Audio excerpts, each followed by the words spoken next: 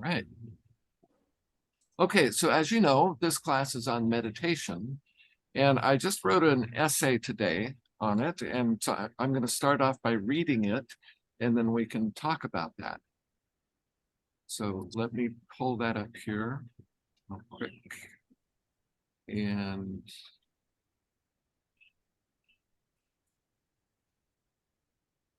okay, so I apologize, I'm running a little late here, but I will just done as quickly as I can.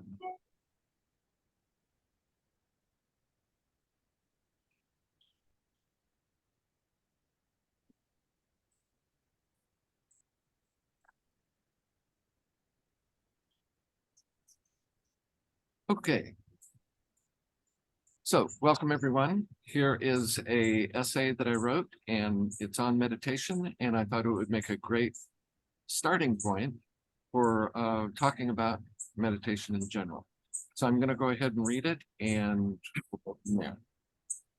So the title of this is, Will You Ever Achieve a Quiet Mind? Achieving a quiet mind may seem elusive, but it's perfectly all right if you haven't reached that state yet. Quieting the mind can be a bit like the famous phrase, don't think of an elephant. The more you try, the harder it becomes.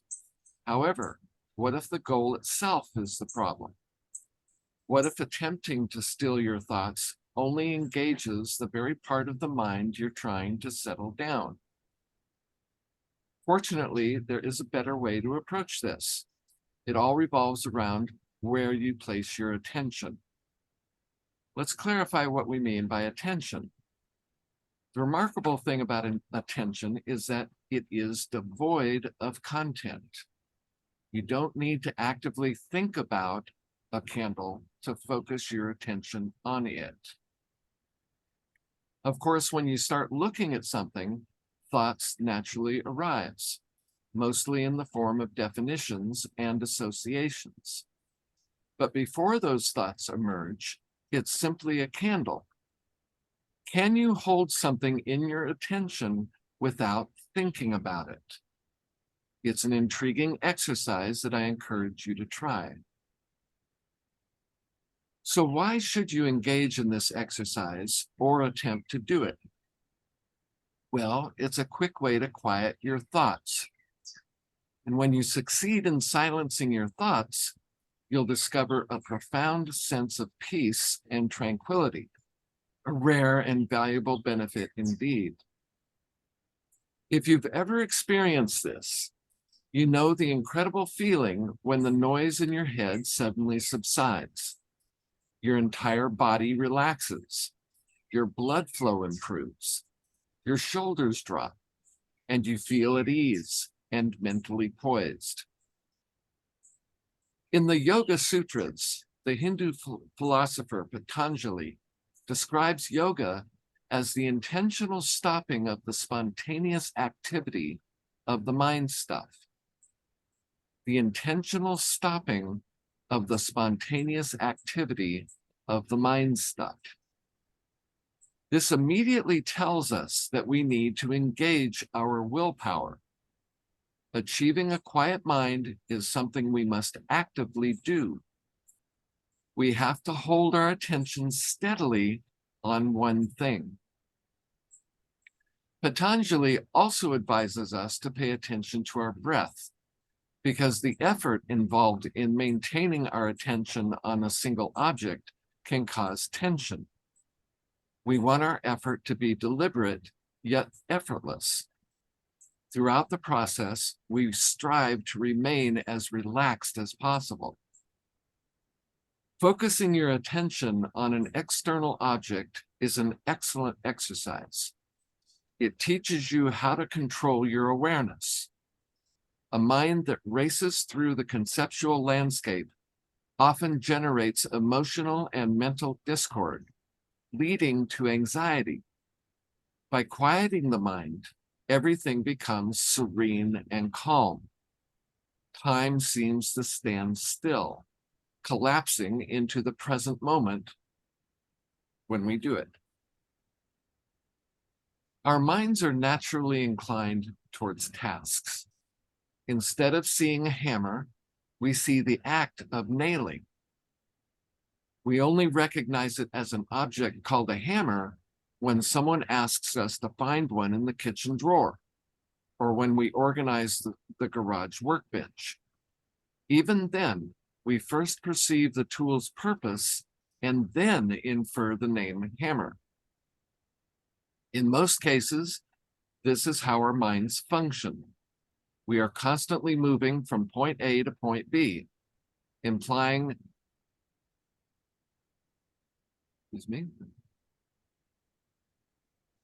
that we always have a goal in mind. When people say that mindfulness doesn't require us to do anything, they mean that we should be aware of the thing itself without automatically inferring its purpose and assigning a name. This is how we intentionally stop the spontaneous activity of the mind. But why is this necessary? Our minds operate in predictive mode. If we interpret everything we see as either an affordance or a tool, or a hindrance or an obstacle, we must predict how it will affect us. This predictive mode helps our bodies navigate the world. By looking past the coffee table and effortlessly going around it, it becomes an integral part of the action of going outside. This efficient use of the brain's energy reduces the cognitive process to a single step. Although each segment of the process is distinct, they blend into a unified action automatically. What I'm talking about here is, say you're in the family room and you're looking at the sliding glass door, you want to go into the backyard. But the coffee table's in the way. You don't look and think the coffee table's in my way. You just automatically know that you go around it. So we do this so automatically we don't even think about it. And the brain does that with almost everything we do. If we can navigate, if it helps our navigation, we just take it for granted and we act on that. While the brain's predictive mode saves energy, it also has drawbacks. We sometimes fail to notice what's right in front of us. Instead, the brain fills in the gaps with assumptions or, stock footage. That's why it can be challenging to recall other objects in a room. We only see what is necessary for the current task, which helps us maintain focus and avoid distractions. As long as the room's layout generally matches our mental model of it, we're more likely to perceive the model and not the room itself. Interestingly, this is how performance magicians deceive us through misdirection. They divert our attention away from the trick and allow our brains to fill in the missing information. They exploit our brain's predictive model. It's also how people can get away with telling big lies. As long as they never admit to lying and repeat the falsehood often enough, our brains use cognitive dissonance to protect their predictive model, prioritizing it over what our eyes can clearly see. This is akin to the story of the emperor's new clothes. Meditation can help us become more aware of what is truly in front of us and less influenced by the brain's predictive model of what should be. This is why animals find shell games so effortless. You can find examples on YouTube. Their brains have less of a predictive function. By interrupting our brain's automatic and energy-saving autocomplete function, we collapse time into the present moment. Our minds become quiet, and we begin to see the world as it truly is, unencumbered by assumptions. So, will you ever achieve a quiet mind? As long as you're solely focused on achieving that state, the answer is no. It may not happen for an extended period. Instead, redirect your attention toward holding it on an object without allowing your brain to free associate or assign names. This exercise is meant to strengthen your willpower and condition your brain to pay closer attention to what's right in front of you. Moreover, it empowers you to better detect misdirection and outright lies, especially the significant ones. Remember, your spiritual journey is a process, and experiencing a quiet mind is just one aspect of it. Embrace the exercises, cultivate your willpower, and explore the depths of your awareness. By doing so, you can make a positive impact on the world, contribute to the well-being of all living beings.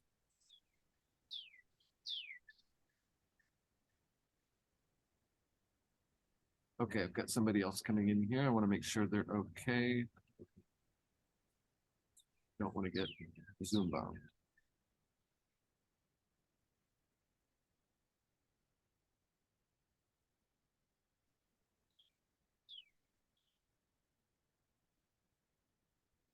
Hold on a second.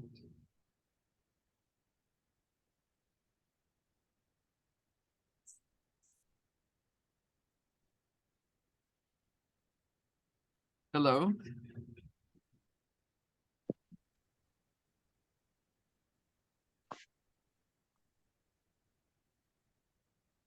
Okay, I am not sure about this.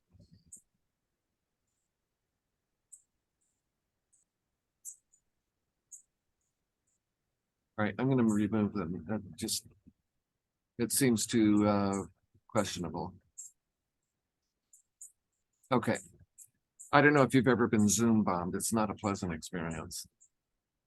And somebody gets a hold of the information and then, boy, howdy, we're off and running. Okay, so let me just kind of reiterate, summarize a little bit of this. So what we're talking about is looking at an object without naming it and without free association. So maybe take an object in your room right now. Let's take just a minute and look at the object and just see the object. Don't free associate about it. Don't even name it. See if you can look at the object without thinking about it, but your attention is on it 100%. You're just looking at it. Your mind's going to want to do something with it. It's going to want to identify it. It's going to want to tell a story about it, especially if you have memories connected to it. All kinds of automatic functions that your brain will engage in. So just see if you can observe the object without letting your brain go in all of these different directions.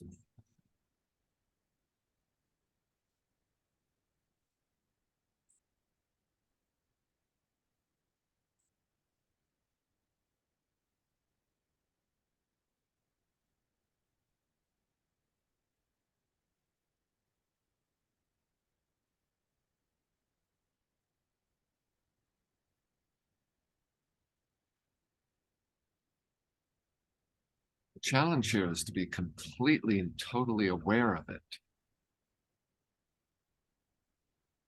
but just be with it. You can notice all kinds of things about it,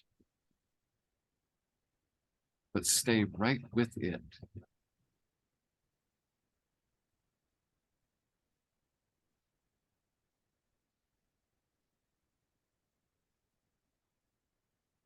Okay, so good, great.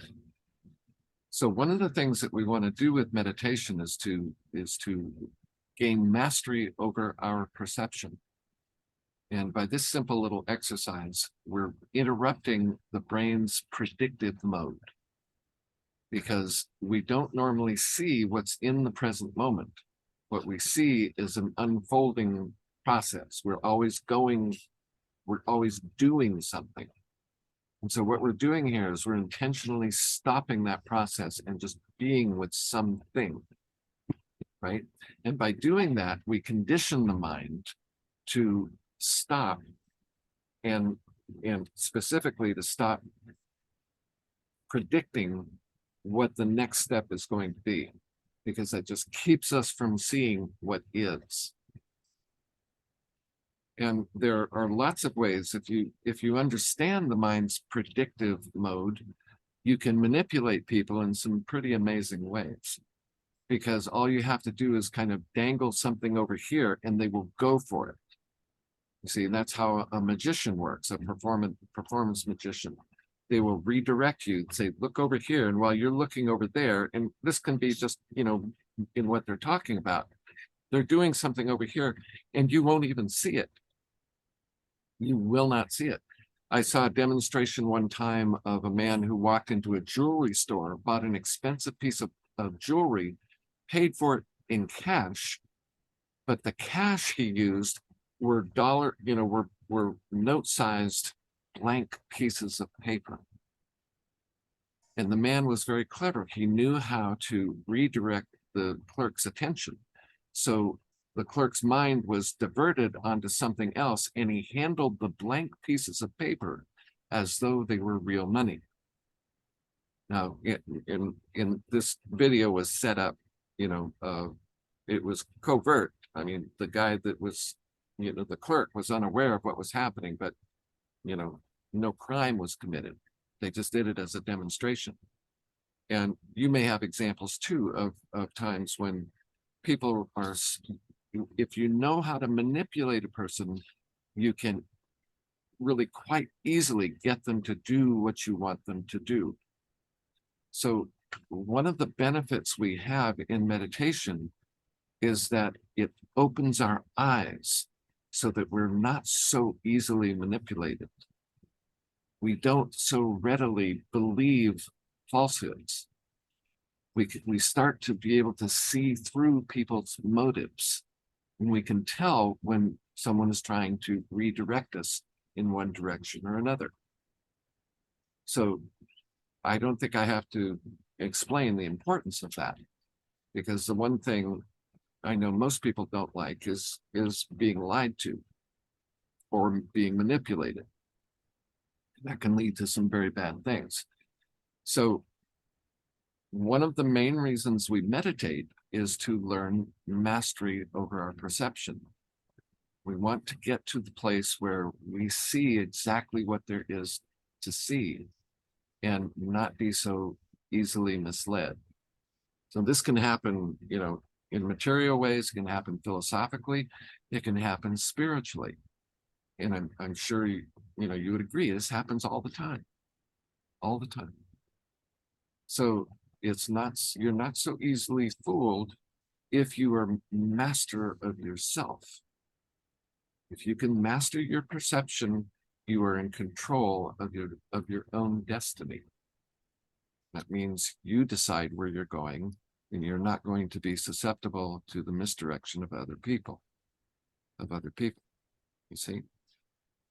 So I want to stop and ask if there are any questions about this. Anything at all, anything having to do with this.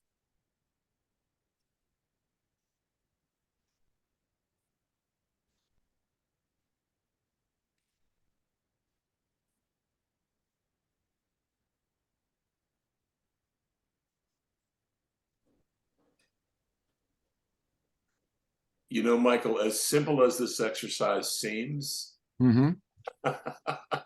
it's tricky to do, but being reintroduced to it, I can see the value of how it grows willpower and attention focus.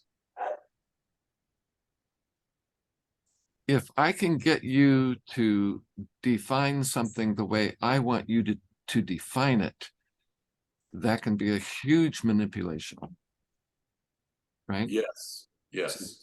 I can lead you into assuming that I know the definition of a word and make you feel insecure if you're not sure that you understand it the way that I do. If I come Yes. across authoritative enough and Yes. I can manipulate you in that way, then you're going to go along with my definition without questioning it. Yes. See, this is, I love that saying of King Solomon. He said, in all you're getting, get the wisdom. You see, this is wisdom, but it's not something, it's something you can gain by doing this kind of work. You see?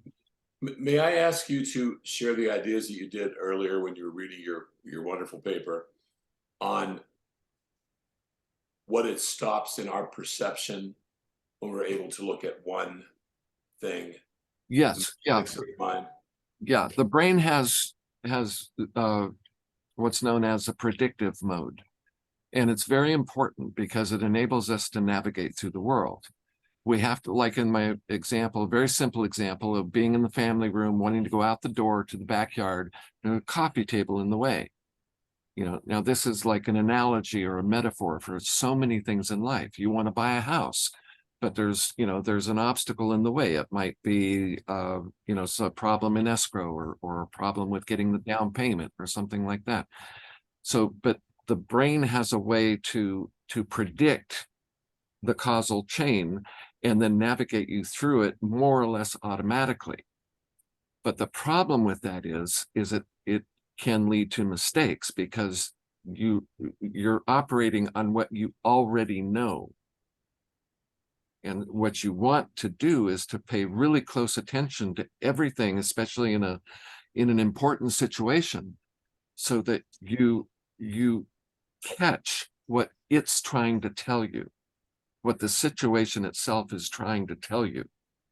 And it almost always does, because there's a higher, our higher self also has a brain, we have a part of our mind is so advanced and so evolved and so attentive to everything that if we just learn how to listen to it, it will tell us, it will scream at us in ways that say, hey, look at this or look at that.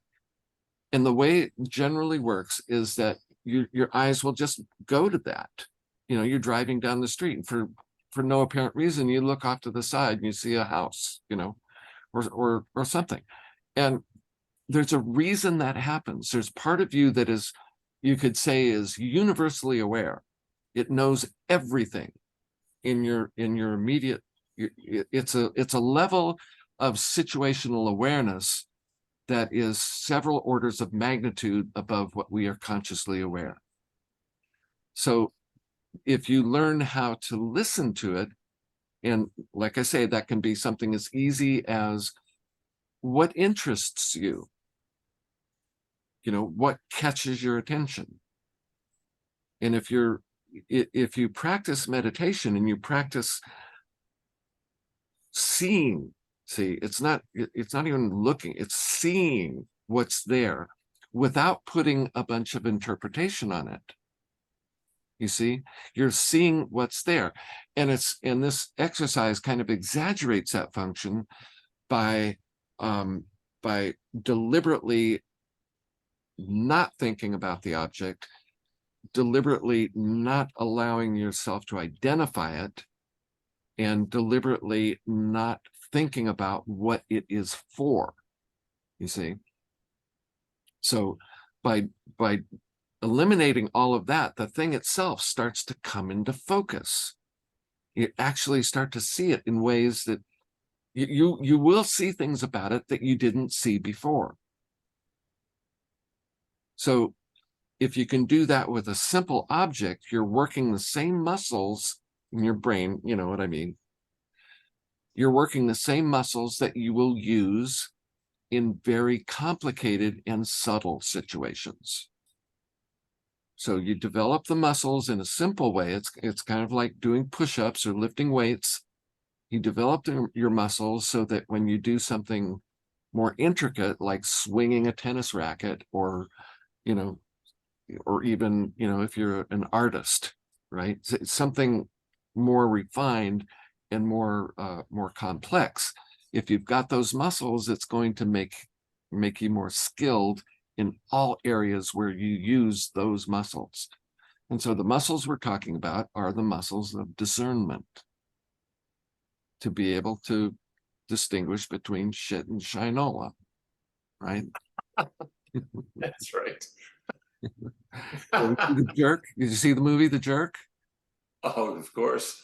Steve Martin, you know, That was a great his, movie. his dad holds out, you know, kind of gross. But once you see it, you That's never right. forget it. That was funny. That was. I'm Yeah. sorry to you newcomers, I do have a weird sense of humor. So what we're working on here is discernment.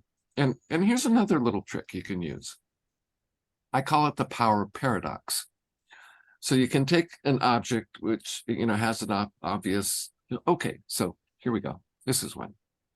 Here's a phone. It's an iPhone. I can look at this phone and ask myself, is this a phone? My brain says, what? Are you crazy? Of course it's a phone. It's an iPhone. But because my brain does not have a will of its own, it has to dig deeper into its files to get as much information as it can about this, because I'm posing I'm giving it a query, right? It's very much like a computer in this way. It has to come up with an answer. And so instead of, you know, if I hold this up like this, my brain's predictive mode will just automatically classify it as a phone, and I will automatically treat it as such and see it that way. But if I pose the question, a paradoxical question, which is this a phone? Something, it's obviously a phone, but I'm questioning it, then it's going to start to reveal many more of the dimensions of what this thing actually is. And sure, you know, it's got all of its apps and all of that, but, you know, what is it also in terms of social awareness? What is it in terms of communication? What is it in terms of technology? What is it in terms of history? You see, all of these other things will come into it. It's because the brain's got all of that, right? It's got all of that knowledge. And so it's going to start feeding it to you until you are satisfied. So if you can control that satiation, that, you know, control your own curiosity and keep it stoked, and the best way to do it is to ask a paradoxical question, then you can get way deep into what this is. And of course, you can do it you know, you can do it in relationships. You can look at your significant other and say, ask your, like, if you're looking at your wife, you can ask yourself, is this my wife? Or look at your husband and say, is this my husband? Or your boyfriend or your girlfriend. You can, you know, you get the point. Talking heads. Yes, exactly. This is not my beautiful house. Exactly. This is not my beautiful wife. Right, right. So these are exercises, you see. These are exercises, and this is part and parcel of the inner work that we do, which is working on our perception, working on our cognition, working on our consciousness, our awareness. Most importantly, we work on controlling our attention. If there's one thing you want to master in all of your life, it's your attention. If you have strength, the strength to put your attention on what you want to put it on and keep it there, you will be a formidable person.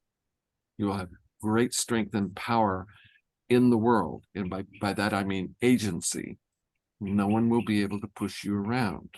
No one will be able to mislead you. You'll have a depth of perception and a range of understanding that will far exceed what you can imagine is even possible. All of this has been taught for many, well, millennia, actually. This is kind of some of the basics of what schools of initiation teach.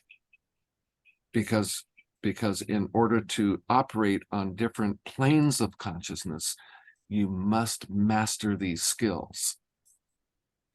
So whether your intention is to do that, to travel into different realms of consciousness and all of that stuff, or if it's just to have a better life and not be led around by the nose, then these kinds of exercises are invaluable. They really, really work. And they work by exercising parts of the brain consciously. So here's the biggest, difference is that you're doing these things consciously. And as you do them consciously, then you can tell how your mind works. And the more you know about how your mind works, the more able you are to make right choices, to make value judgments, to know whether somebody is lying to you, to know whether you're lying to yourself. You see, self-delusion, it's a big deal. In fact, the scientific method was set up for that sole purpose, and that is to protect the scientist, the investigator, the researcher, to protect him or her from their own self-delusion. Because the process of falsification demands that you try to prove your theory wrong or your hypothesis. You see, so we have to, and this takes a lot of humility because we want to be right. You see, we want to be right. And so this is a way to short circuit that instinct. So we challenge ourselves in that way. And by the power of paradox, we can look at an object and say, is that a tree? See, because what you're doing is you're short circuiting all of your brain's assumptions. And if there's one thing that blinds us to reality, it's our assumptions. So you have to gain control over these automatic functions of the brain. I call it, autocomplete or autofill, because that's what the brain does. To save energy, it will draw from its memory banks similar objects or similar actions or whatever it is you're doing, and then take those things and apply them to what you're looking at in the form of assumptions, right? And how often have we been, caught up short by doing that? We go, wow, my assumptions were way off. See, it was staring me right in the face, but because I assumed I knew what I was looking at, I was completely fooled. You see, I don't know about you, but I don't know of anything that's more practical than this. Yeah. Like you talk to most people about meditation and they think it's about relaxation, or they think it's, it's new age, or it's dangerous, or, all kinds of crazy things. It's only dangerous because it makes you a dangerous person. Because if you are a person who can see through subterfuge, you are dangerous. So you're dangerous to the people who are, or whoever it is that is trying to lie to you. See?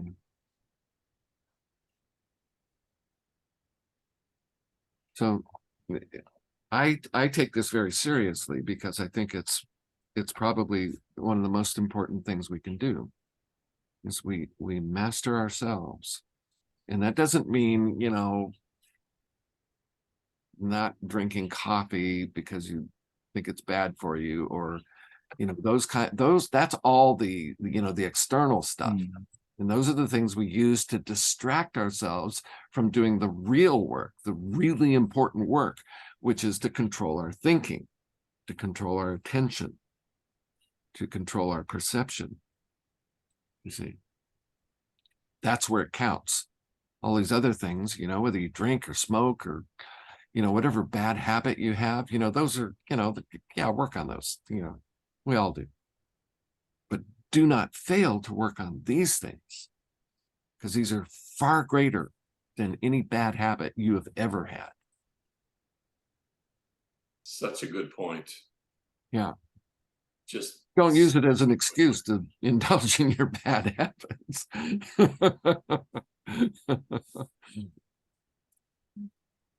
So, it also drills the attention into the now, exactly. big time. It Like a light collapses switch. time. It collapses time into the present moment. Because rarely do we ever live in real time. We're always living either out in front of us or from behind us. You know, we either are overwhelmingly influenced by our past, and then we see the whole world in terms of our past, or we're looking at the world always thinking of what we're going to do next, you see, or what we want or what we don't have. You know, all of that is future. Rarely do we collapse all of that into the present moment and really be where we are. The other day, I was riding as passenger in a car, and this really, it hit me like a ton of bricks. It was like driving is a, you know, riding in a car is a perfect example. It's not a metaphor, it's not an analogy, it's an example. Because especially when you're driving, you're looking into the future. You know, and rarely in the, you know, how often do you look in the rearview mirror? You know, not very often. But it's almost entirely a future activity. You're looking way down the road and you're predicting, you know, you're looking for things of, you know, possibilities and all of that. So what I did while I was riding in the car, because I could kind of, you know, I wasn't driving, so I could, you know, experiment with this.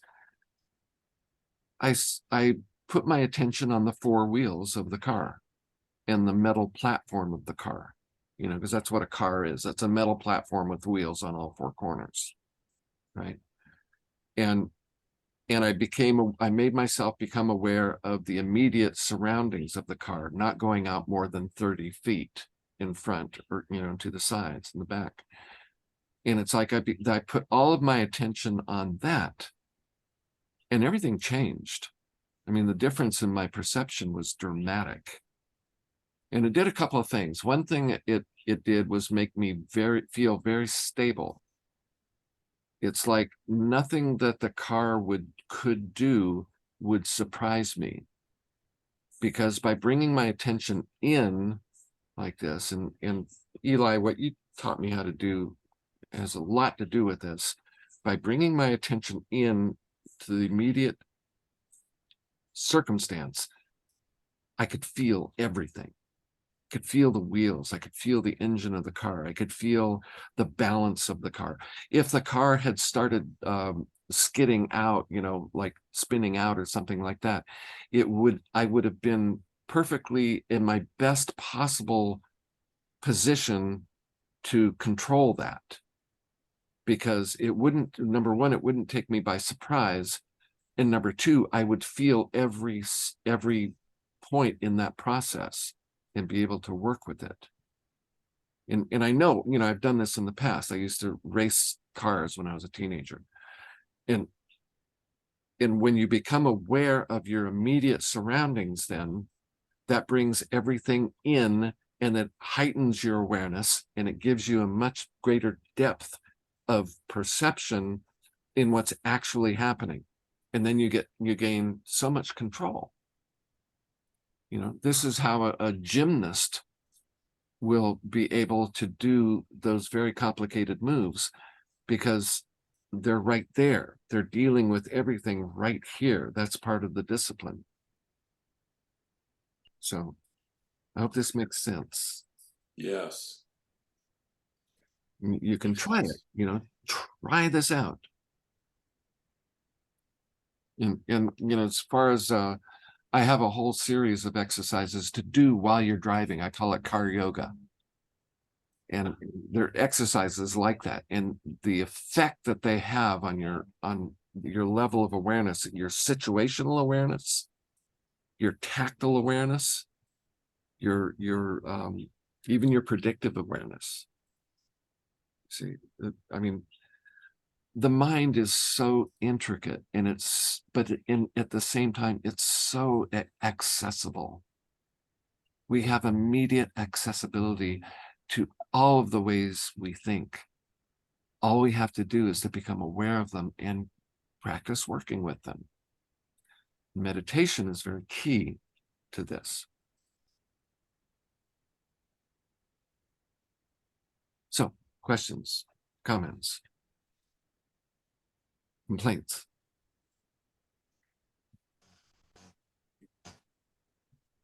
You explain things so well. It's really clear. I am brilliant, aren't I? I have a question for you, Michael. All right. How would you address this? Yep. In this exercise of meditation or contemplation of an object, how would you address becoming more conscious of the way that one is being in that meditation that is coloring and driving the experience? For example, like you talked about, we basically come to things with an assumption that we already know the thing that's literally in front of our face. Right. And most of us live our lives that way, right? The world kind of demands a little bit of that, so Right. we're not constantly in questioning mode. But it seems like a lot of people, a lot of us, the human condition is we have these kind of ruts consciousness that we're, these lenses that we're looking through, and we don't realize that it's like the analogy of people, if you put on a pair of yellow sunglasses, when you first put it on, everything looks yellow. Right. And then after a few moments, everything looks normal. Yeah. Right. And Right. we all have those, you call them, whatever you want to call them. How would you address that? Becoming more aware and not being blind to the filters and belief systems that we're perceiving what's in front of us. Right. Right. So in order to do that, this is why we talk about the light. This is why we emphasize the illumination and working with spiritual light, or the light of Christ, because it's non-conceptual. It's not a thought. It's not an idea. It's a reality. So if you don't know, light is the power of life made visible. So that which is our life, it's as though, it's like an electrical wire that has current running through it. You got the wire, that's like our physical body, but the energy running through the wire, that's our life. And I love that the part of the poem by I think it's Dylan Thomas, says the power that through the green fuse drives the flower, drives my green age. And what I imagine is he was laying on the grass, just in having a mystical experience, realizing that the flower he was looking at, being alive, that the same the same life energy in it was the same life energy in him.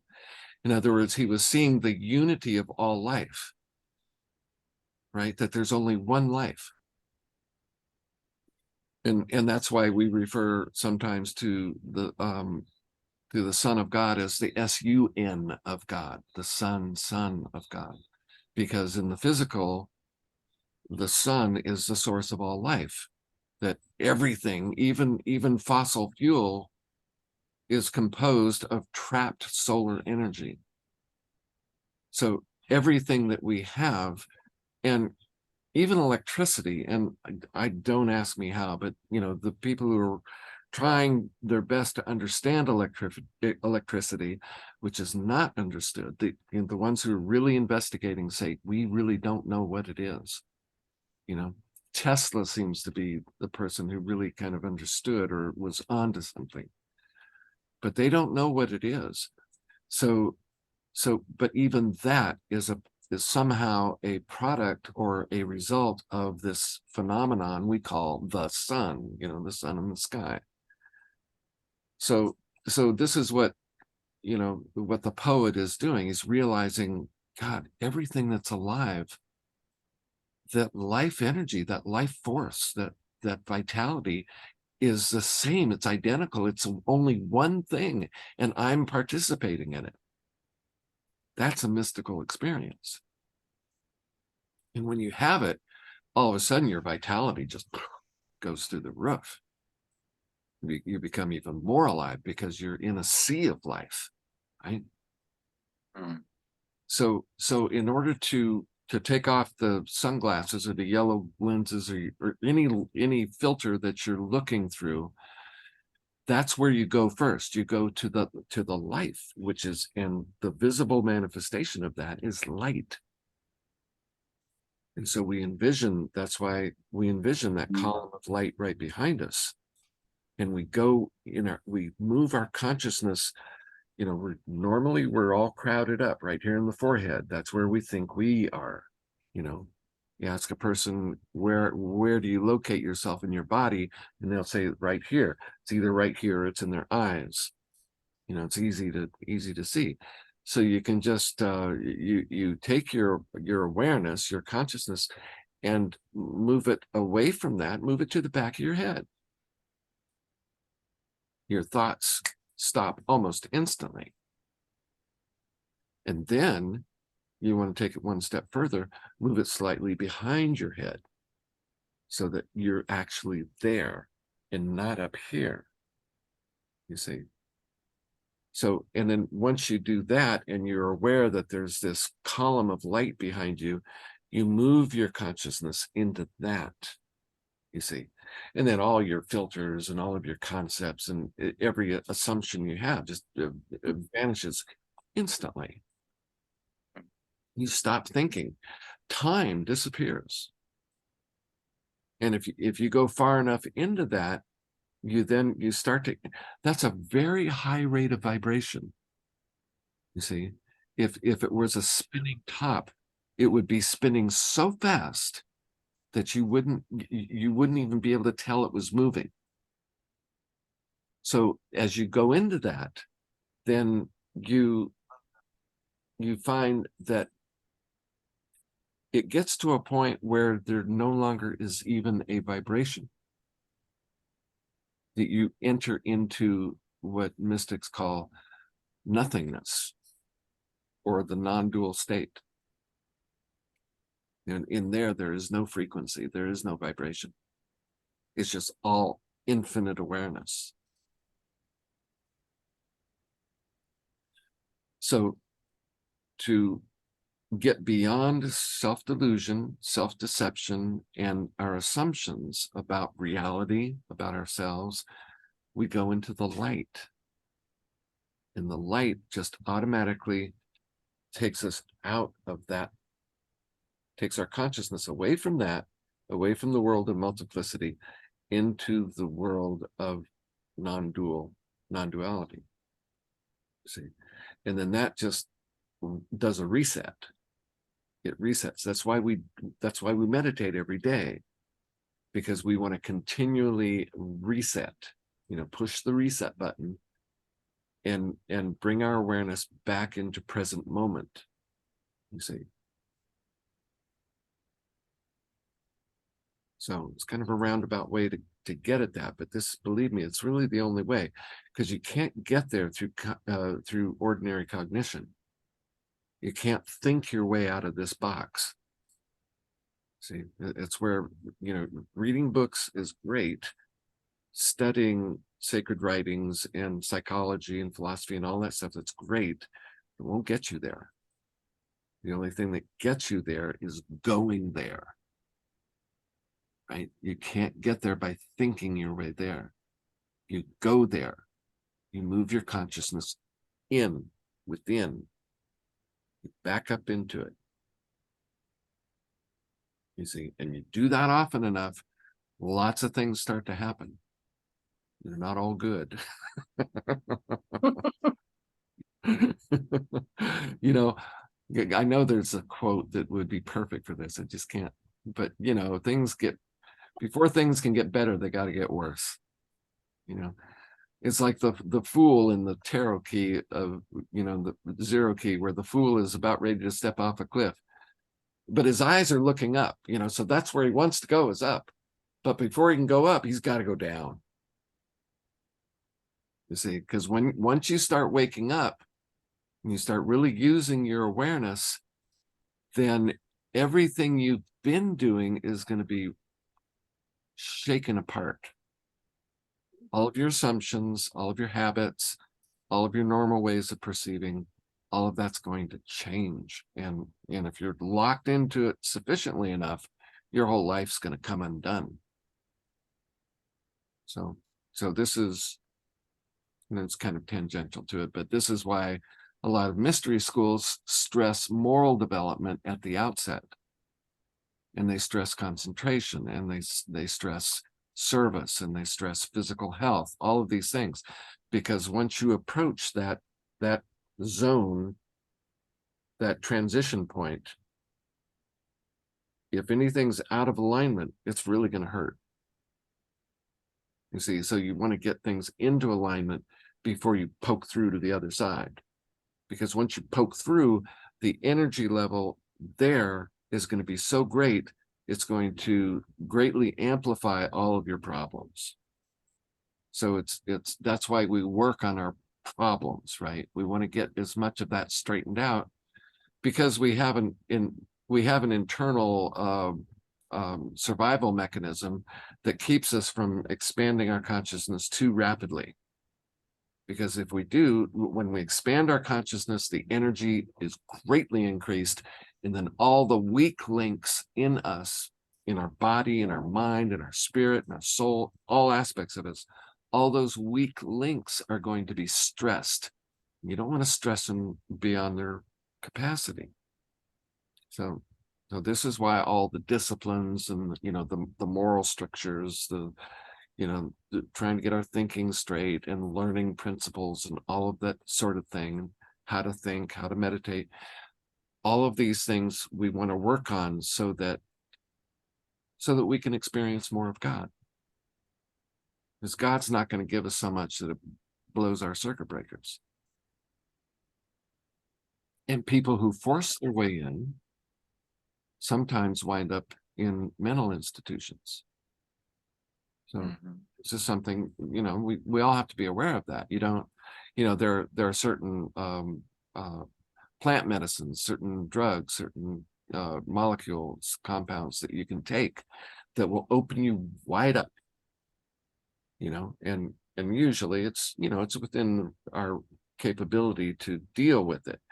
But sometimes you get somebody who can't, and they can be set back a long way because they're so damaged by the experience. It takes them a long time to recover. So I'm not saying this to scare you, because it's, we all know it anyway, right? We know it anyway. And there's like a governor, like an engine that has a governor that prevents the car from going faster than a certain speed. We've got one of those internally. And so, part of the process of spiritual development is opening that up gradually and more and more and more so that we can go faster. And by faster, I mean the rate of vibration at which we exist can slowly and carefully rise to our fullest capacity.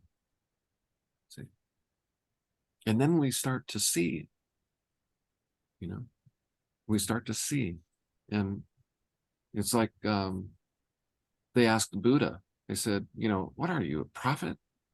You know, are you a teacher? Are you a god? Are you an angel? What are you? And he said, I am awake. See, I am awake. There are very few people alive who are awake. Mostly everyone is sleepwalking. And we all do it regardless, you know, some point. So the challenge is to continually work towards being awake. What is actually going on around you? What's going on within you? When you have a reaction to something, are you awake enough to see the causal relationship? See, this is all self-knowledge. See, self-knowledge. Get to know yourself. And to do that, you have to do these practices, these exercises that disrupt your normal mode of consciousness. See, this is why you have kids bungee jumping and climbing cliffs without a rope, and doing death-defying things, because it brings the consciousness right into the present moment, intensely in the present moment. That's what they're looking for, you see. So we're old now, we can't do that. So we got to make up ways to do it.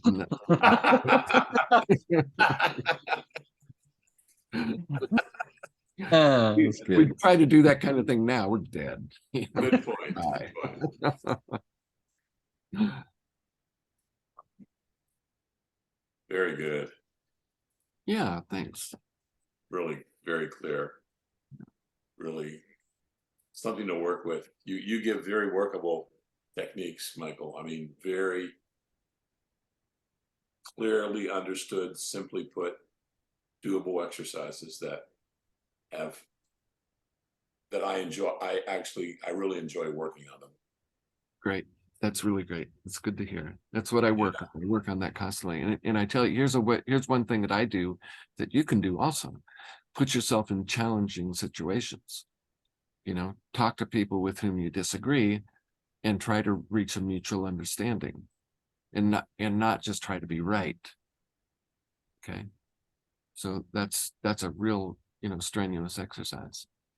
And then the more you can challenge yourself in those ways, then you'll find that your ability to explain complicated or subtle things will greatly improve, because you learn not only what their objections are, but you learn what your own objections are. The more you learn of your own limitations, the more you understand the limitations of others. And the more you understand the limitations of others, the more easily you can communicate subtle things. So put yourself out there, teach, find a way to engage with people who are interested, people who are looking themselves, who are looking for something more, right? There's something, they have a purpose in their lives. Something is driving them. Something is calling to them. And if you can put yourself in a position where you facilitate the opening, to opening that up so that they can see it themselves, you see, you have done them a great service. And in the process, you will open up yourself. There'll be a stronger connection, a greater understanding, and things start to get really simple.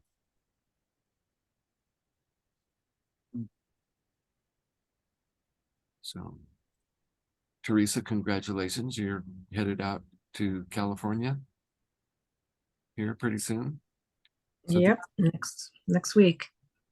these are all things you're gonna need.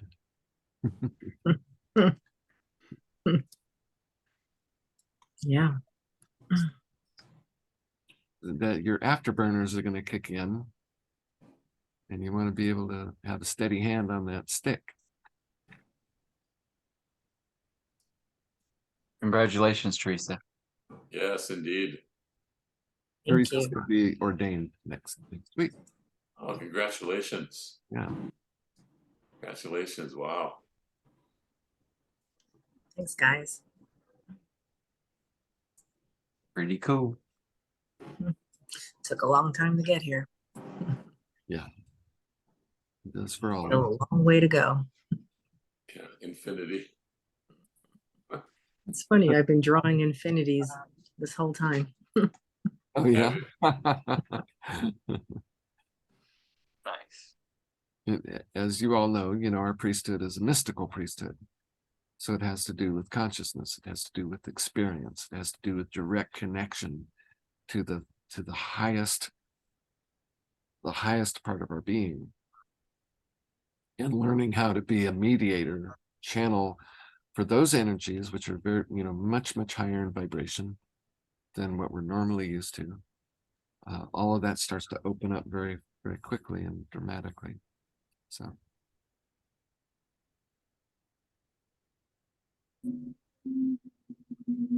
Yes. So, what do you think? Any questions now? We're at the top of the hour, so probably should draw this to a close. Anything that, kind of moves you in a direction way different from what you normally experience? Yes. Yes. It's getting out of the mechanical mode of the mind and Yeah. really penetrating the now to a greater degree. Just think of that, being in real time. Don't be looking so far down the road that you're living out there. Bring it in, be right here. Just bring it right in here. When you master that, then out there is going to take care of itself. You'll be able to actually see what's out there. Yes. That's what meditation's about.